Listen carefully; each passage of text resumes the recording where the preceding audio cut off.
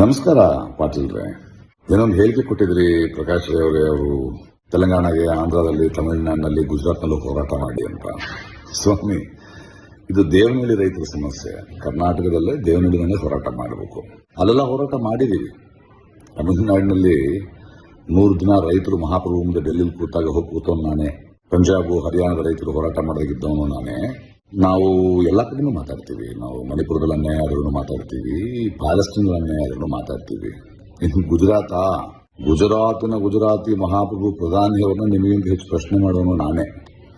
ಆಯಾ ಹೋರಾಟಗಳಲ್ಲಿ ಮಾಡ್ತಾ ಇರ್ತೀವಿ. ಯಾಕಂದ್ರೆ ನಾವು ಯಾವ ಪಕ್ಷದವರು ಅಲ್ಲ, ಜನರ ಪಕ್ಷದವರು. ನೀವು ಒಂದು ಪಕ್ಷದವರು.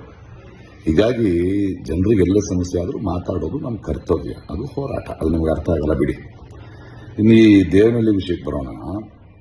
ನೋಡಿ, ಮುಖ್ಯಮಂತ್ರಿಗಳು ಸಭೆ ಕರೆದು ಒಂದು ಮಾತು ಹೇಳಿದ್ದಾರೆ.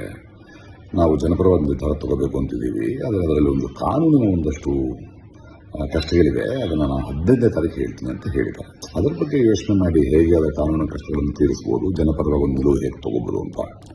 ಈ ಮಧ್ಯೆ ದೇವನಹಳ್ಳಿಯಲ್ಲಿ ಯಾರೋ ಒಂದಷ್ಟು ಕಿಡಿಗೇಡಿಗಳು, ಪುಡಾರಿಗಳು ಹೋಗ್ಬಿಟ್ಟು ನಿಮಗೆ 3 ಕೋಟಿ ಕೊಡ್ತೀವಿ, ಸರ್ಕಾರದಿಂದ ಕಾನೂನು ಪ್ರಕಾರ ಕೊಡೋದು ತುಂಬ ಲೇಟ್ ಆಗುತ್ತೆ ಅಂತ ಹೊಡೆಯೋ ಪ್ರಯತ್ನ ಮಾಡ್ತಾ ಇದ್ದಾರೆ. ಆಮೇಲೆ ಇಡೀ ಏರಿಯಾನ ಗ್ರೀನ್ ಬೆಲ್ಟ್ ಮಾಡ್ತೀವಿ, ಇನ್ನೊಂದು 25 ವರ್ಷ ನೀವು ಮಾಡೋಕ್ಕಾಗಲ್ಲ ಅಂತ ಯಾರೋ ಮಾಡ್ತಿದಾರಂತೆ. ಅದೇನು ನಿಮಗೆ ಪರಿಚಯ ಇದ್ರೆ ಈ ಥರ ತಪ್ಪೆಲ್ಲ ಮಾಡಬೇಡ ಅಂತ ಹೇಳಿ. ಯಾಕಂದ್ರೆ ಕಾನೂನು ರೀತಿ ಒಂದು ಪರಿಹಾರ ಇದೆ. ಅದಕ್ಕೆ ನೀವು ಕೂತ್ಕೊಂಡು ಮಾತಾಡಿ. 15ನೇ ತಾರೀಕು ಟೈಮ್ ತೊಗೊಂಡಿದ್ದೀರಿ ಸರ್ಕಾರ. ನಿಮಗೇನಾದರೂ ಅದರಲ್ಲಿ ಬಗೆಹರಿದಿದ್ರೆ ನಮ್ಮ ಹತ್ರ ಬನ್ನಿ. ನಮ್ಮಲ್ಲೂ ತಜ್ಞರು, ನ್ಯಾಯ ತಜ್ಞರು ಇದ್ದಾರೆ. ನಿವೃತ್ತ ನ್ಯಾಯಾಧೀಶರಿದ್ದಾರೆ, ಗೋಪಾಲ್ ಗೌಡ್ರು. ಅದು ಯಾರು ಗೊತ್ತಾ, ಬೆಂಗಾಲ್ನಲ್ಲಿ 1,000 ಎಕರೆಗೂ ಮೇಲಿರೋ ಭೂಮಿ ರೈತರಿಗೆ ಕೊಡಬೇಕು ಅಂತ ಐತಿಹಾಸಿಕ ತೀರ್ಪು ಕೊಟ್ಟವರು, ಸಂವಿಧಾನ ಗೊತ್ತಿರೋರು.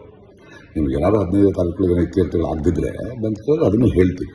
ನೋಡಿ, ಜನರಿಂದ ಆಯ್ದ ಪ್ರತಿನಿಧಿ ನೀವು, ಜನಪರವಾಗಿರಬೇಕು. ಒಂದು ಸ್ವಲ್ಪ ಜವಾಬ್ದಾರಿಯಿಂದ ಇರಿ. ಸಿಗೋಣ 15ನೇ ತಾರೀಕು, ಮಾತಾಡೋಣ. ಮುಂಚೆ ಕೃಷ್ಣ ಏನಿದೆ ಅದನ್ನು ನೋಡೋದ್ರ ಬಗ್ಗೆ ಯೋಚನೆ ಮಾಡಿ, ಅದನ್ನು ಸಾಲ್ವ್ ಮಾಡೋದ್ರ ಬಗ್ಗೆ ಯೋಚನೆ ಮಾಡಿ. ಓಕೆ ಪಾಟೀಲ್ರೆ, ಸಿಗ್ತೀನಿ 15ನೇ ತಾರೀಕು. ಬಾಯ್, ಗುಡ್ ನೈಟ್.